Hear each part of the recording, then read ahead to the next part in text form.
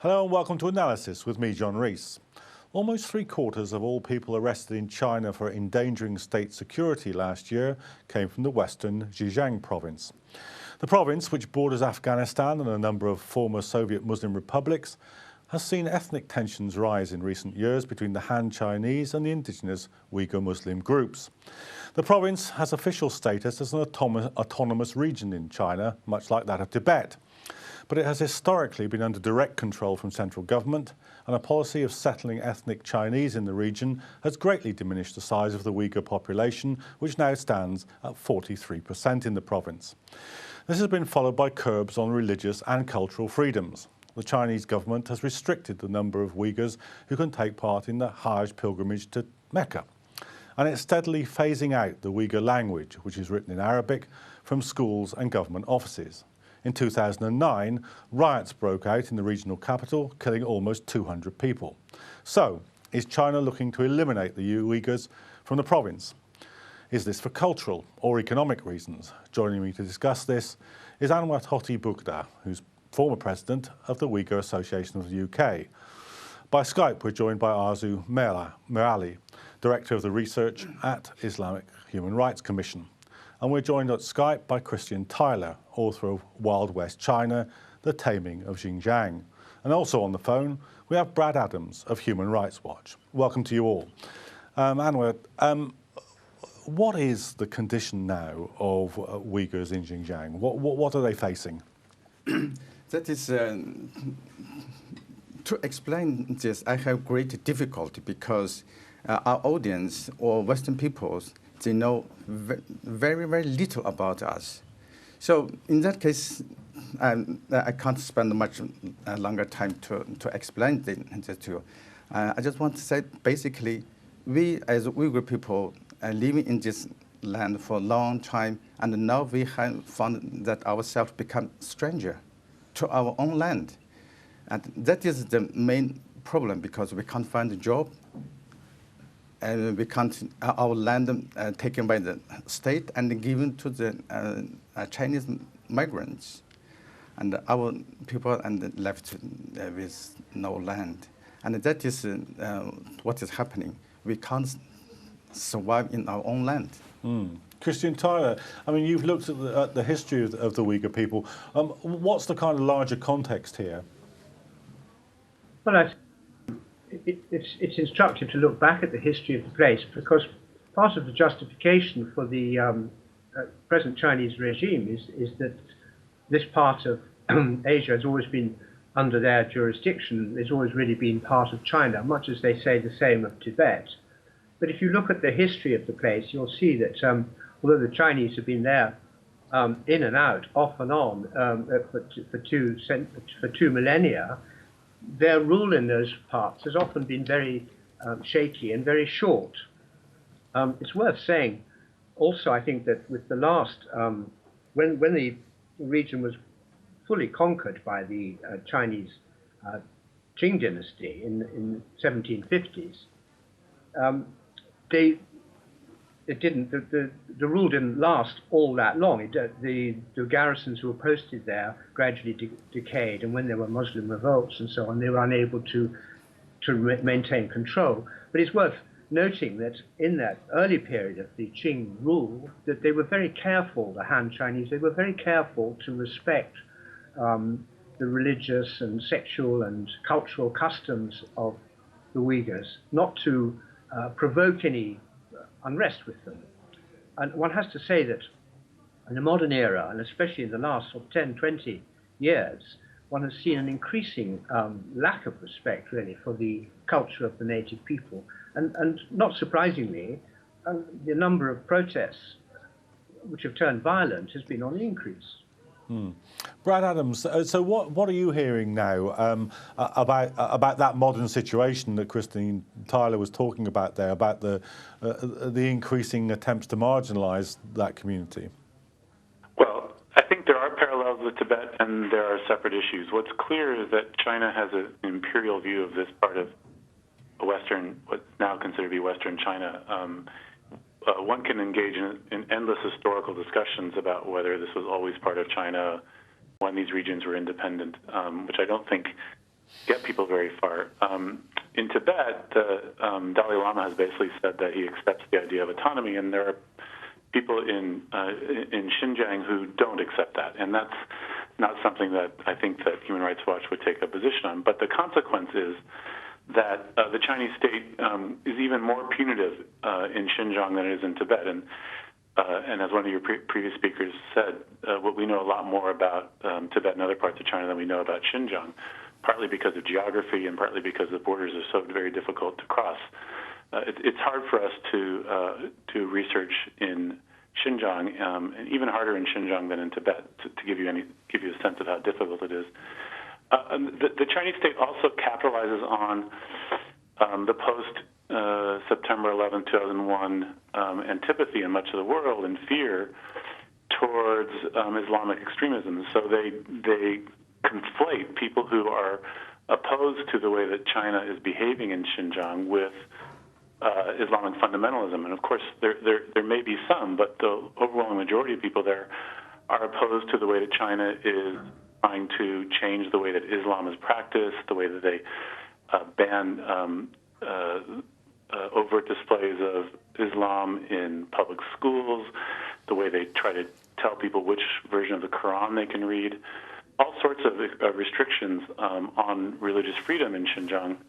And also, I think this is also very similar to what the United States was like in, say 150 years ago. There's a sense in China that they are civilizing the western regions of the country in Tibet and Xinjiang. I mean, it's a very condescending view of the way that in the United States, the European settlers thought they were bringing civilization to Native Americans. And you can see this in a lot of literature in China, published in both Chinese and other languages, saying that they're basically doing people a big favor by forcing them out of their traditional lifestyles, away from their customs, and into, for instance, a lot of big urban apartment buildings. Okay. Let me just bring in Dr. Morali here.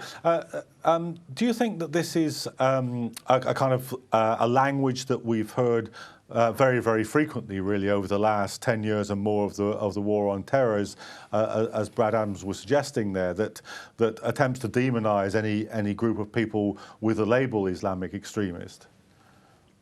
Certainly there's been an acceleration of that in the last, 12 years. However, I think it's important to note that, just as with other contexts, particularly Western Europe, North America, there was a sort of rise in Islamophobia, explicit Islamophobia, that tying of this idea of violence and, being Muslims being intrinsically violent, well before then.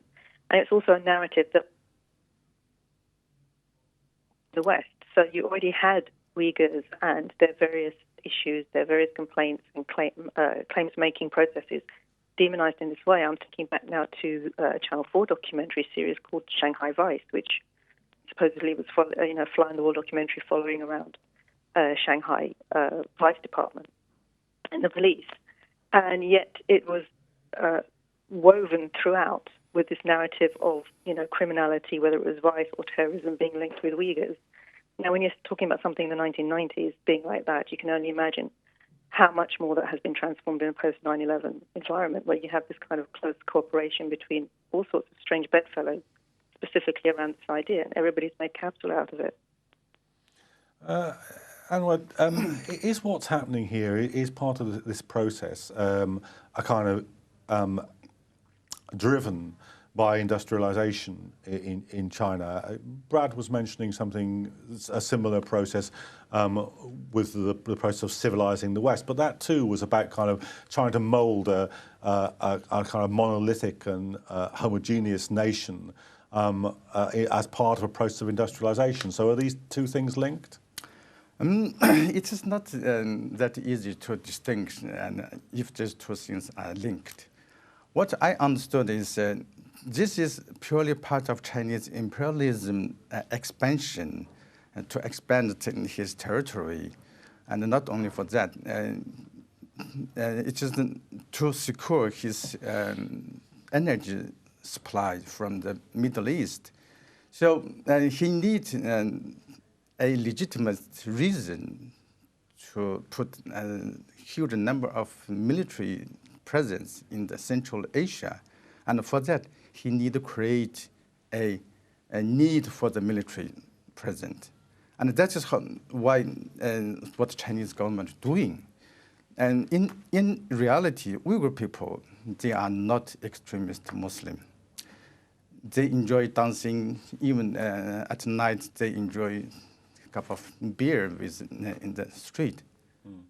And then what happens after that September 11 was that the Chinese has created an organization called the ETIM, and tried to get on to that train that led by the United States war on terror, and they say, look, I have terrorists in my backyard, and in this case, so he can use that extremist force to crack down, and anything happens, but many things it is actually triggered by themselves. So this might look like what just the previous gentleman said, but in reality, it's a pure economic. Well, let me put that back to Brad Adams. I mean, Brad, you were suggesting that parallel with the kind of, the civilizing mission, and that was very much tied up with the process of kind of nation building and a burst of industrialization after the Civil War in America. Do you see a parallel here with Chinese industrialization? Is that imperial drive that Enver was just talking about, is that linked, do you think? I think all these factors are in play. It's very hard to tell in a country as big as China, what is the main driving force. There are a lot of streams. There is a commercial imperative. There's a natural resource imperative. There's a trade imperative. There is a Hanization imperative. In other words, trying to resettle Han Chinese to the outer regions to make them more Chinese, more loyal, more patriotic to the center. There is the Communist Party ideology of sameness, which is something that we've seen in many communist countries. There is a self-defense imperative for a lot of people in China, which is to build up forces in the periphery to protect the heartland. So it's very hard to say what the driving force is, but all of these things appear in the literature in China, in state-run media, state-run journals, academic journals. But I think that it's been very opportunistic since September 11th, and China has made direct and naked appeals for support for its counterterrorism, for its strike hard policies.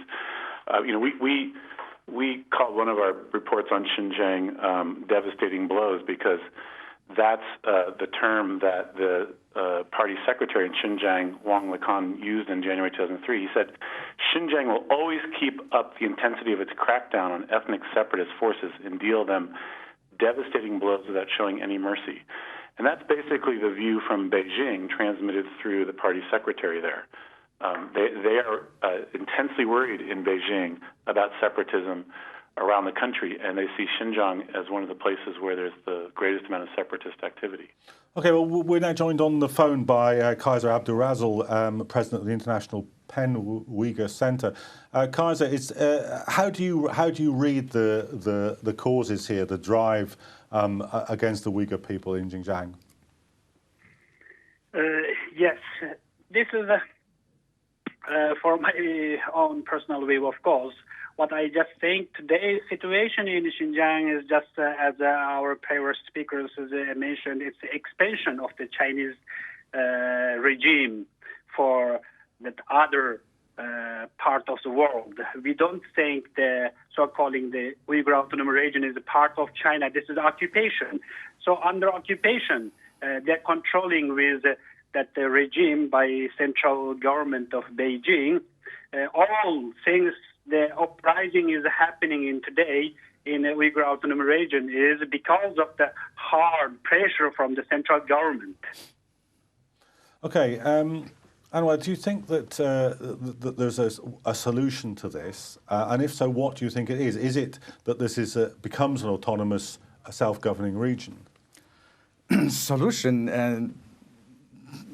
we have to think much more other things than and try to find a solution, because Chinese, they have a saying that if you are not from my race, then you are not trustable.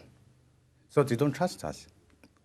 And what they said in Chinese, 非我族类，其心必异, that means this, if you're not from my race, I don't trust you. That is what basically Chinese want to say is, and this land was occupied by Qing dynasty. And what we say is Qing dynasty is Manchurian. You Chinese, you yourself also was under occupation. So there's no legitimate right for you to inherit that what that Manchurian occupied.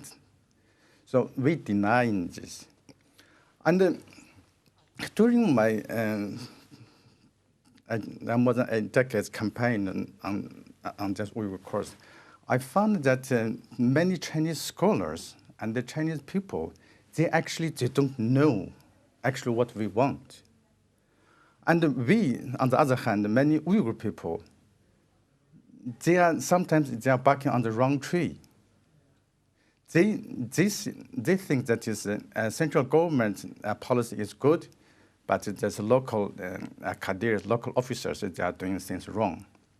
But what I'm trying here is try to bring those people come together, talk. Let us talk.